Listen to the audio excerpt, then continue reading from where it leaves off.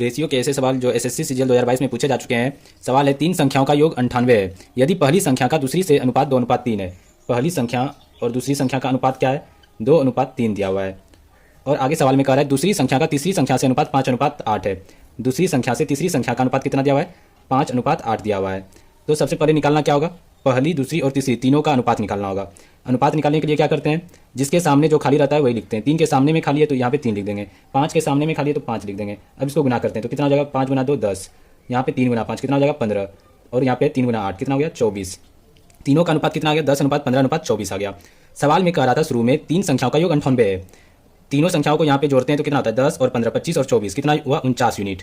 कितना हुआ? 49 यूनिट। लेकिन सवाल में कह रहा है 98 है तीनों को जोड़ के, तो 49 यूनिट का वैल्यू कितना हो गया? 98 हो गया। यहाँ से 1 यूनिट का वैल्यू निकल जाएगा। 1 यूनिट का वैल्यू क्या हो जाएगा? 2 हो जाएगा। सवाल में कह रहा है तीसरी संख्या क्या होगी? तीसरी संख्या कितना यूनिट है? 24 यूनिट है। 1 यूनिट का वैल्यू 2 है तो 24 यूनिट का वैल्यू कितना हो जाएगा? 24 गुना 2 कितना हो जाएगा? 48 हो जाएगा। तीसरी संख्या क्या निकल के आ गया? 48।